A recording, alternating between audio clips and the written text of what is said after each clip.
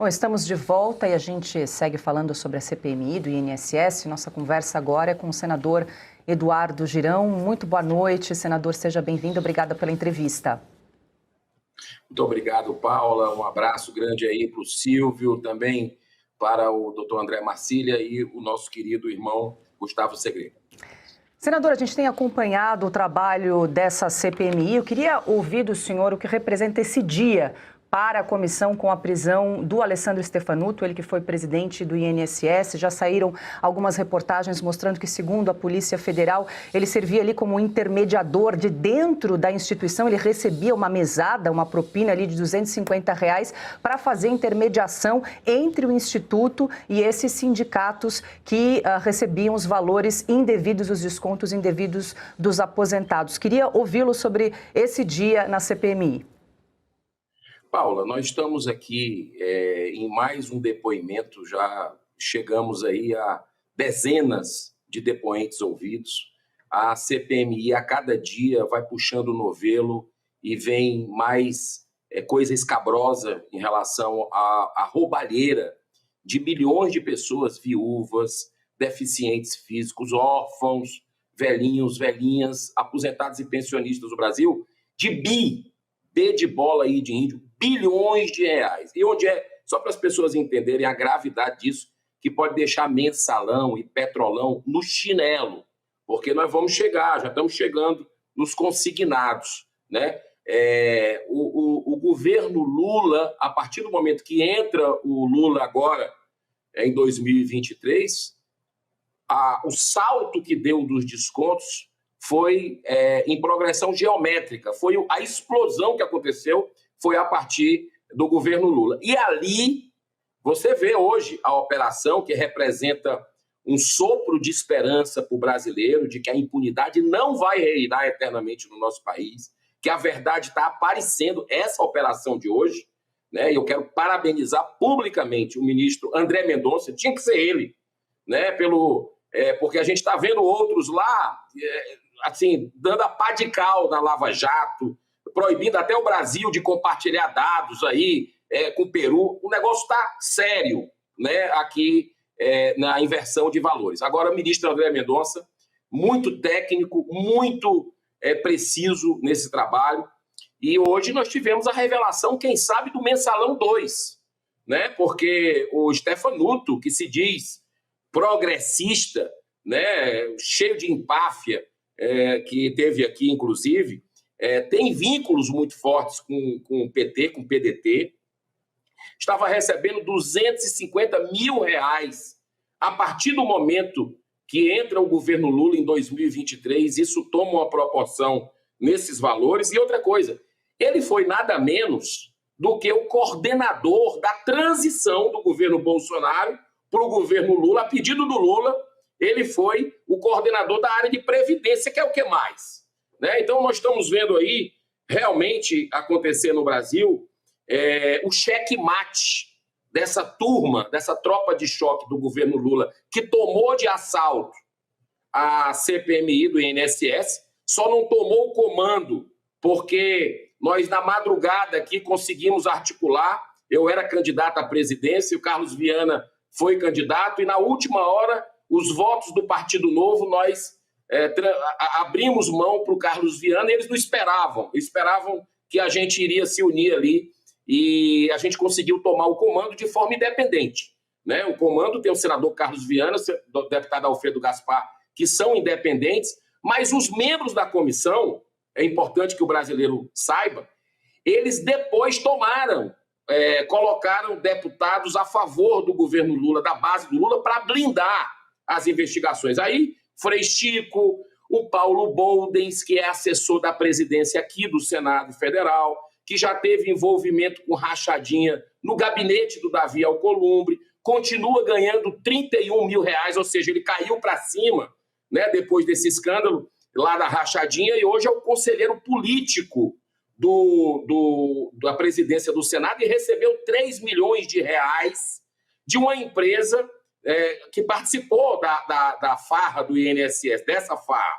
Então, nós temos aí o sócio de careca do INSS, que eles não deixam vir aqui, votaram contra né, a base do Lula, estão inviabilizando uma série de quebras de sigilo, de convocações importantes, mas o Brasil está assistindo como nunca. Eu quero parabenizar também aqui a Oeste Sem Filtro, vocês da Revista Oeste, por estarem acompanhando esse escândalo do INSS, que é mais um dentro do governo do PT, que a gente sabe qual é o DNA. Senador, o senhor gentilmente me corrigiu, o valor da mesada do Stefanuto é de R$250 mil, né? Não de R$250. Obrigada. Deixa eu abrir aqui para os meus colegas comentaristas também, que têm perguntas para o senhor. Rodrigo Constantino. Boa noite, senador. Obrigado pela entrevista. Além dessas prisões, qual a importância do Senado ter aprovado o fim dos descontos associativos em aposentadorias? Um golaço, viu, Rodrigo?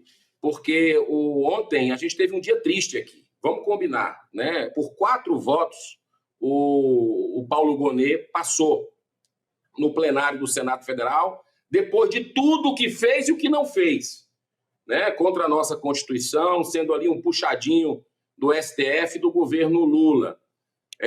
Mas tivemos essa boa notícia durante as aprovações de autoridades, e eu quero parabenizar o senador Rogério Marinho, líder da oposição, que conseguiu pautar junto à presidência do Senado esse projeto que já tinha passado na Câmara e estava engavetado, mesmo com esse escândalo todo, acredite se quiser. Mas ontem não teve nem como a base do Lula esboçar algum tipo de reação, ainda fizeram... Eles não assinaram, viu, Rodrigo?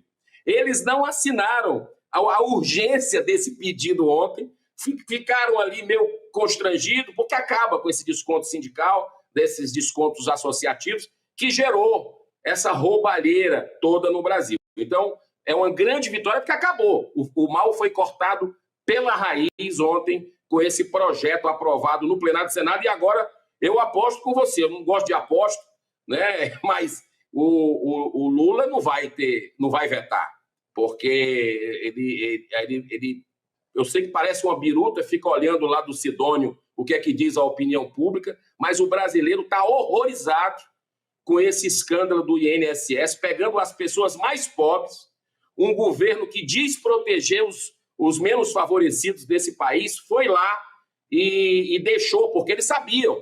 1 ano e meio eles foram avisados pelos sistemas internos de fiscalização e controle e só foram tomar medida quando veio a imprensa, né, um portal importante do país que divulgou o escândalo. E aí eles vieram tomar medidas, né? Então, eu acho que a narrativa deles, a ladainha, toda a CPMI, de querer jogar a culpa no governo A, governo B, está muito claro hoje, né, com essas prisões, inclusive, que a coisa aconteceu muito no governo Lula, a coincidência de datas, e isso tem mais gente para a gente ir atrás, poderosos. Gente poderosa, assessores de senador. Você sabe que o Davi Alcolumbre, ele concedeu um sigilo de 100 anos aqui, né, o Senado Federal, para o Careca do INSS, e a gente não sabia em que gabinetes ele entrou aqui. Careca é o maior lobista desse esquema todo, né? Dezenas de milhões de reais passando nas mãos e sendo distribuídas, como o doutor André Marcília falou, para familiares, para pessoas próximas, né? Então, assim, lavagem de dinheiro mesmo. E o Senado, em vez de dar o exemplo, vai lá e bloqueia a transparência para saber onde é que esse Careca entrou aqui dentro do Senado Federal, em que gabinete ele entrou. Mas a gente vai descobrir, a gente vai continuar batendo nas teclas para as convocações de marqueteiro do PT, né, de pessoas que fizeram campanhas do PT que receberam muito dinheiro desse esquema. Marcília, você foi citado pelo senador, pode fazer uma pergunta também. Senador, boa noite, bem-vindo. Senador, quando é que nós vamos ouvir o Frei Chico? E se nós tivermos o Messias, como indicado pelo Lula, qual é a chance do destino dele ser o mesmo que teve o Gonet ontem no Senado, na sabatina? Olha, vamos de trás para frente, doutor André. O Gonet ontem passou por 4 votos e foi um recado, porque, vamos combinar, a oposição ali não tinha todos esses votos para barrar o Gonet, por incrível que pareça, né? teve uma traição da base do Lula, né? Eu não sei se pela questão das emendas, porque o Gonê também autorizou algumas ações em relação à transparência das emendas, o que é importante, né? Então, houve ali alguém da base do Lula que traiu. A questão do Messias foi um recado, do meu modo de entender, também, com relação a isso. Agora, você falou do Frei Chico. O Frei Chico, a gente tentou trazer já, né, aqui na CPMI, e a base do Lula blindou, votou contra, no painel, inclusive, com os nomes dos deputados da base do Lula. Nós vamos tentar de novo. O presidente já se comprometeu publicamente que vai colocar em votação novamente. Vamos ver até que ponto eles vão ter coragem de blindar. Hoje não tiveram.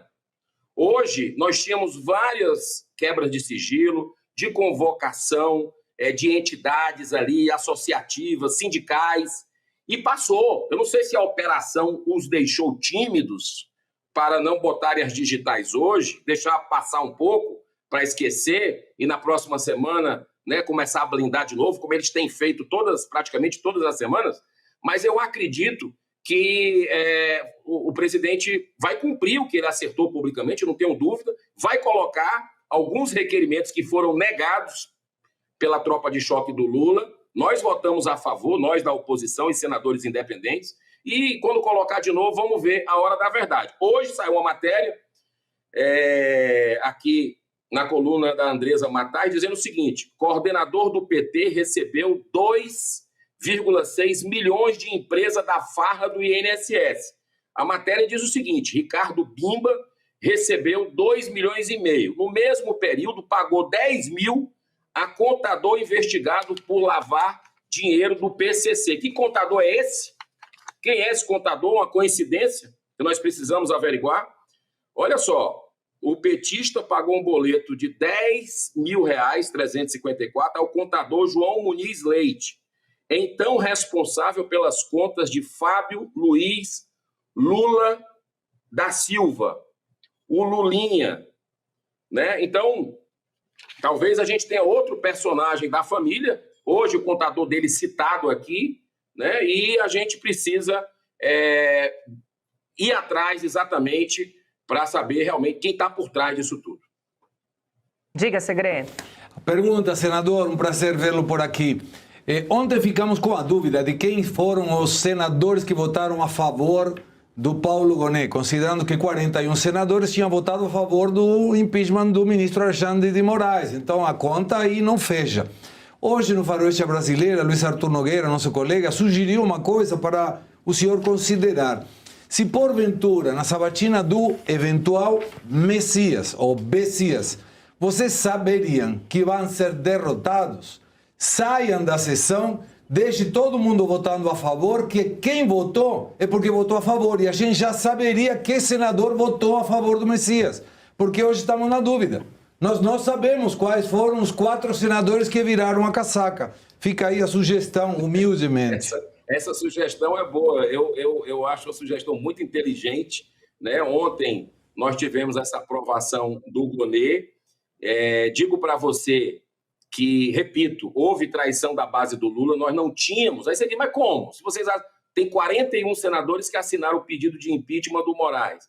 Muitos desses senadores que assinaram foi ali para fazer um gesto, porque era aberto essa assinatura, e ontem o voto foi secreto.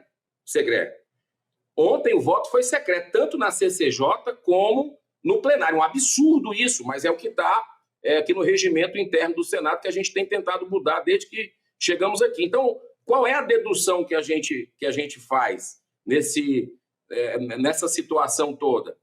Basta ver quem foram os senadores que declararam o voto.